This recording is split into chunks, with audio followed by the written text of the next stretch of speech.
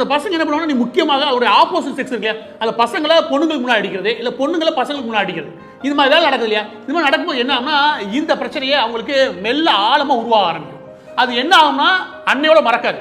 அது அடுத்து ஒரு 10 வருஷத்துக்கு 20 வருஷத்துக்கு அவனோட ஆள் மனசில் நின்று பெரிய வேதனையை உருவாக்கும் அவனுக்கு. அதனால எளிமையாக என்னென்ன உருவாகும்னா, இந்த போஸ்ட் ட்ராமேட்டிக் ஸ்ட்ரெஸ் இருக்கு இல்லையா, இது உருவாகும். இது உருவாச்சு வச்சுக்கேன், அவனுக்கு தூக்கமின்மை ஃபர்ஸ்ட் வர ஆரம்பிக்கும்.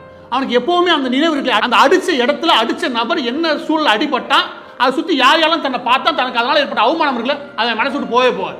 இது மற்ற யாருக்கும் பிரச்சனை கிடையாது. டீனேஜ் 15-16 வயசு பசங்க அவருங்க இவன் அடிச்சுனா அவனுக்கு ஆள் மனசுல போய் உட்காரும். அதனால ஆள் மனசுல 2 விதமான எண்ணங்களை தூண்டுறதுக்கான வாய்ப்புகள் உண்டு. ஒன்று பழிவாங்கும் நடவடிக்கைகளை தூண்டலாம், இல்லாட்டி அவனுக்கு பெரிய லெவலில் இந்த சமூகத்திலிருந்து பிரிஞ்சு போறதுக்கான எண்ணங்களை அது தூண்டலாம். இதனால என்ன ஆகுனா, ஒன்று கொஞ்சம் தனிமைப்படுத்த ஆரம்பிப்பான், ஒன்று ரொம்ப எமோஷனல் ஆக ஆரம்பிப்பான். அதோட நீச்சியாக அவன் எதில் போய் முடிவான் அப்படின்னா, அவனால பாசிட்டிவாக திங்க் பண்ண முடியாது, எல்லாமே நெகட்டிவ் ஆயிடும். அப்போ என்ன ஆகுன்னு கேட்டா, இது கொஞ்சம் கொஞ்சம் கொஞ்சமா ஆள் மனசுல உட்காந்து வளர ஆரம்பிக்கும்.